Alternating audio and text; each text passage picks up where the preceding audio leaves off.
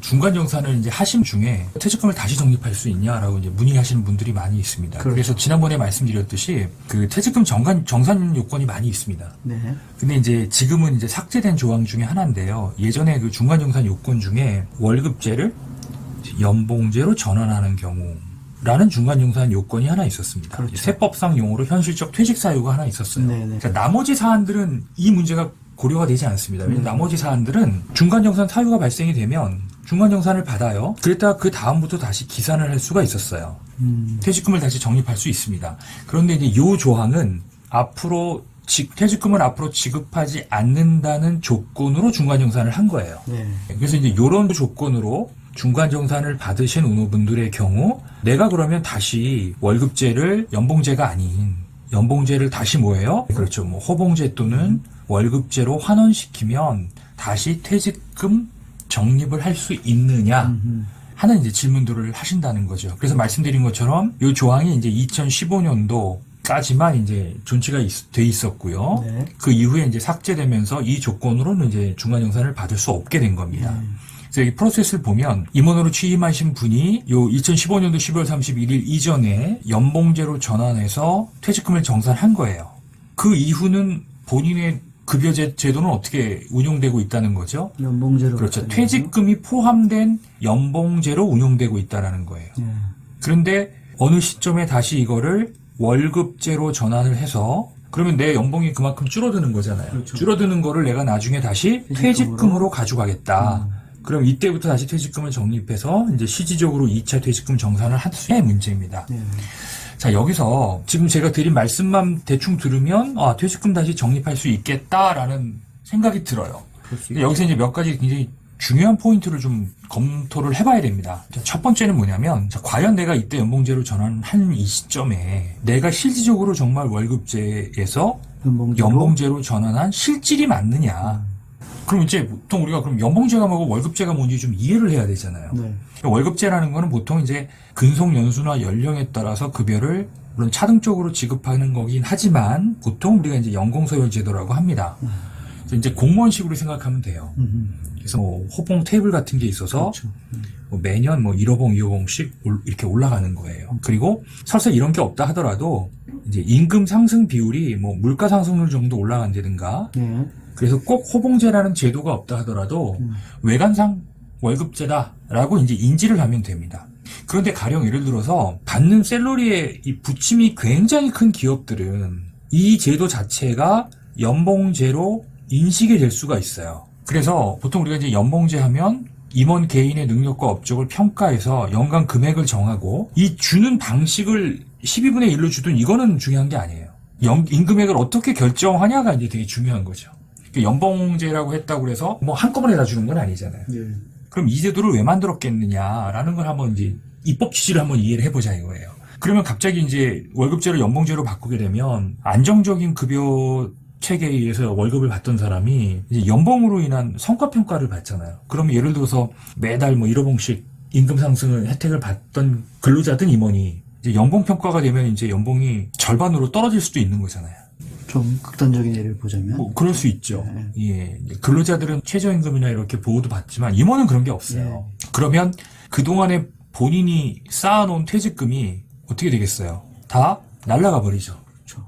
근속에 비례해서 이제 급여 곱하기 근속연수 곱하기 배수로 나가는 거니까요. 정작 당사자 입장에서는 이게 엄청난 임금 삭감의 계기가 되겠죠. 그러니까 당연히 법적으로 보호를 해줘야 될 필요가 있을 겁니다.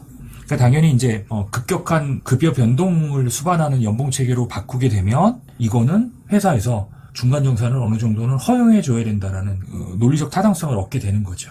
그런데 이 기업이 연봉제 전환을 했다고 해서 중간정산을 했는데 서류를 보니까 월급제일 때하고 연봉제하고 서류상으로 아무런 차이가 없어요.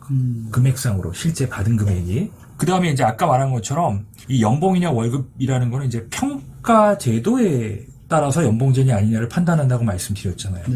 임원의 성과를 평가하거나 연봉을 결정하는 제도도 없어요. 규정도 없어요.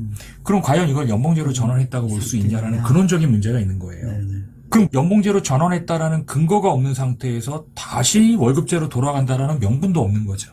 다시 내가 월급제로 돌아간다라는 거는 우리 회사가 어떤 사유로 경영상의 이유로 인해서 연봉제로 전환을 했는데 이 시점에 와서 보니 뭐 예를 들어서 성과 평가가 어렵다든가 아니면 뭐 회사가 굉장히 재무적으로 어려워졌다든가 아니면 뭐 다른 임원들이 성과급 제도를 원치 않는다든가 뭔가 경영상에 타당한 이유가 있을 때 이걸 다시 월급제로 전환을 해야 이 입법 취지에 맞지 않겠습니까? 그렇겠죠. 단지 그냥 그 제도의 어떤 형식 요건만 보고 뭐 내가 다시 월급제로 돌아갔다라는 주총 결의서만 있으면 다시 적립할 수 있다라는 거는 굉장한 논리의 비약인 것 같아요. 이 제도의 입법 취지를 놓고 봤을 때.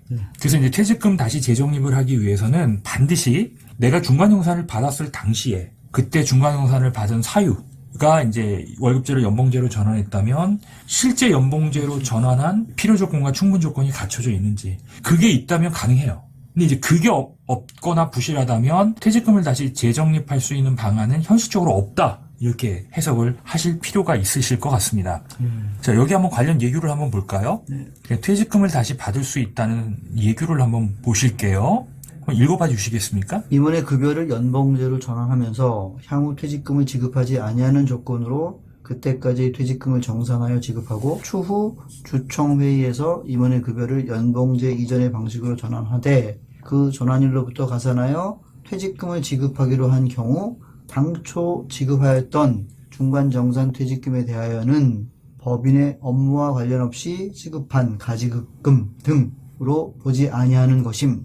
동 과정이 특정 임원에 대한 자금 대회 목적에 의한 것이라고 인정되는 경우에는 업무 무관 가지급금이라 볼 수 있음. 제가 지난 시간에도 말씀드렸지만 이 마지막 문구가 되게 무서운 거예요.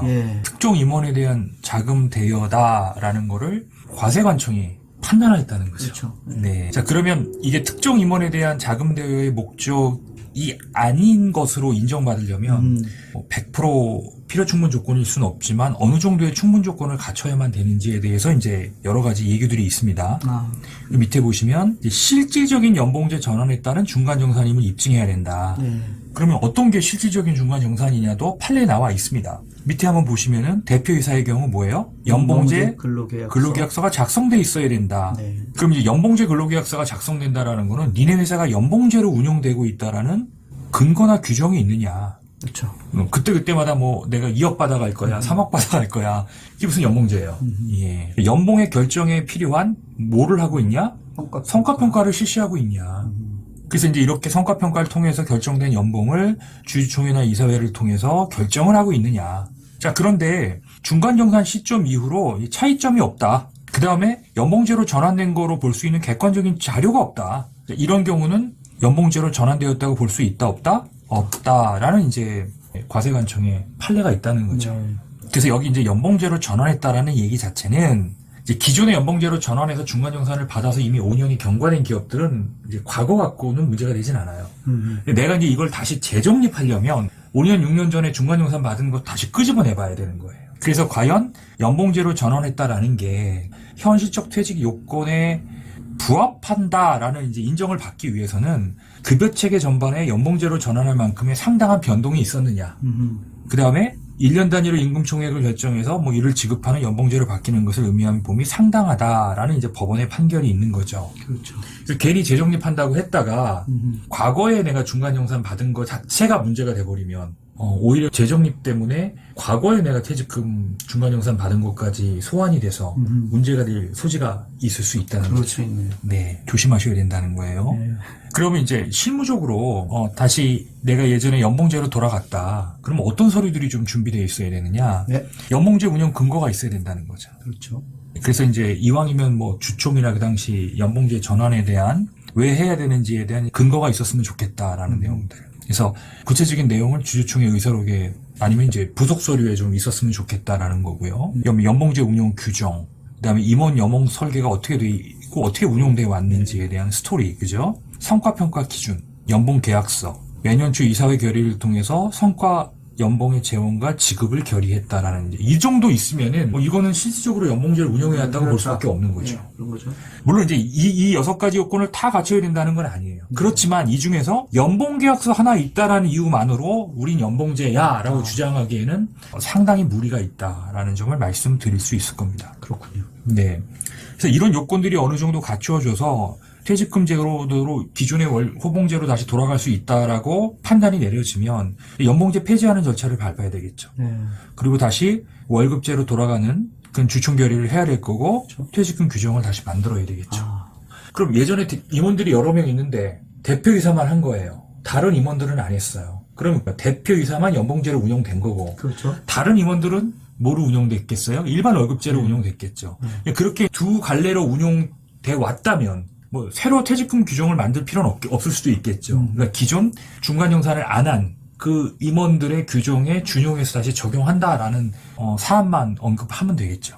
그래서 여기에 이제 실무적으로 그 임원 퇴직금을 재적용한다. 그다음에 퇴직금 규정을 부분도 이제 주주총회 결의를 거쳐야 된다라는 거고요. 네. 그다음에 2015년도 12월 31일 이전에 퇴직금 중간정산도 서류 필요하다라는 점도 한번 인지를 하실 필요가 있고요. 일단 16년도 1월 이후에 퇴직금 제도입 관련한 이제 이런 서류들이 좀 필요하다. 네, 라는 점 숙지를 좀 해 놓으시면 좋을 것 같습니다. 자, 몇 가지 한번 예규사항으로 좀 한번 검토해 봐야 될 사안들이 있어요. 네. 이게 뭐냐면 주총에서 임원의 퇴직금 제도를 연봉제 이전의 방식으로 전환했어요. 그러면서 다시 퇴직연금 제도를 도입할 수 있느냐. 이 문제는 퇴직연금 제도는 얼마든지 도입할 수 있는 거죠. 문제는 연봉제 이전 방식으로 전환하는 것 자체가 문제가 없냐가 이제 선행이 돼야 돼요. 네. 이게 문제가 없으면은 당연히 퇴직금을 쌓을 수 있는 거니까 퇴직금을 쌓는 방식으로 연금제도를 활용한다라는 건 전혀 문제가 없겠죠. 네. 그런데 이거 자체에 문제가 있다면 그 후에 쌓인 퇴직연금 제도는 의미가 없겠죠. 이것도 가지급금이에요. 그렇게 되죠. 네. 그렇게 이해를 하시면 됩니다. 두 번째는 이런 질문들도 하시는 경우가 있어요. 이제 전문 경영인을 영입한다. 영입이라는 게 이제 외부에서 경영인을 모시고 오는 것도 있지만 직원을 대표이사로 발탁하는 경우도 있죠. 그래서 이제 실질적으로 전문 경영인 체제로 간 것처럼 보여요. 그리고 한 3년 후에 전문 경영인이 퇴직을 하고 본인이 재입사를 해요. 자, 이런 경우 그러면 이거는 이제 재정립 요건을 10분 충족할 수 있는 거 아니냐라는 부분에서 어떠세요? 그래서 자, 이것도 오너 중심으로 운영되던 회사가 네. 오너가 퇴직을 하고 전문 경영인을 발탁을 했는데 전문 경영인의 경영 능력이 현재 부족한 거예요. 그래서 뭐 매출이 떨어진다든가 누구나 인정할 수 있는 객관적인 사유가 있다면 다시 구원투수로 등장해야 되겠죠. 그런데 전문 경영인 체제에서 더 매출은 성장하고 잉여금도 늘어나고 이익도 안정화됐는데 굳이 이 사람 퇴직을 시키고 오너가 다시 대표이사로 등재하는 경우에는 아까 말한 이것도 역시나 자금 대여 목적으로 볼 공산이 크다라는 거죠. 그래서 이 법의 요건을 피하기 위해서 일종의 우리가 말하는 이제 꼼수라고 하죠. 하는 국세청 예규를 보면 사실 판단을 하겠다는 거예요. 그래서 이게 실질적인 경영상의 이유 때문에 발생된 거냐라고 하면 인정되는 거고 자금 대여를 하기 위한 일종의 변칙적이고 편법적인 거였냐라고 판단을 해서 부당행위로 보겠다라는 의미로 해석을 하시면 될 것 같습니다. 여기 보시면 대표이사 사임 후에 임원퇴직급여를 수령하고 사실상 임원이 아닌 고문으로 다시 근무한다. 그럼 이제 형식적으로는 가능하잖아요. 그렇지만 이제 밑에 보면 사실상 임원에 해당하는지 여부는 여러 가지 상황을 종합적으로 고려해서 사실 판단을 하겠다. 봤는데 실적으로 은퇴를 했지만 이 사람이 모든 지배주로서 의사결정을 하고 있다라는 것들이 인정이 되면 이건 자금 대여 목적으로 볼 수 있다는 거죠. 이런 점도 되게 유념하셔야 된다. 종합적으로 말씀드리면 재정립은 가능하다. 단 이제 월급제를 연봉제로 바꿨다. 그럼 이제 연봉제로 바꾼 그 사유가 필요 조건과 충분 조건이 갖춰져 있을 때, 여기서 필요 조건이라는 건 이제 법이 정한 요건, 충분 조건이라는 건 이게 자금 대여 목적이 아니었다라는 그게 인정이 돼야 되는 거죠. 예. 그러면 다시 재정립하는 데는 크게 문제가 없다. 그런데 이제 이 두 가지 요건에 하자가 있거나 문제가 있다면 재정립하기는 만만치 않다. 불가능한 건 아니지만 부인당할 수 있는 개연성이 있다. 이렇게 제가 정리해서 말씀드릴 수 있을 것 같습니다. 그렇군요. 오늘은 퇴직금 중간정산 그 재정립 쟁점 이슈를 가지고 백문영 부소장님 모시고 말씀드렸습니다. 수고하셨습니다. 네. 감사합니다. 감사합니다.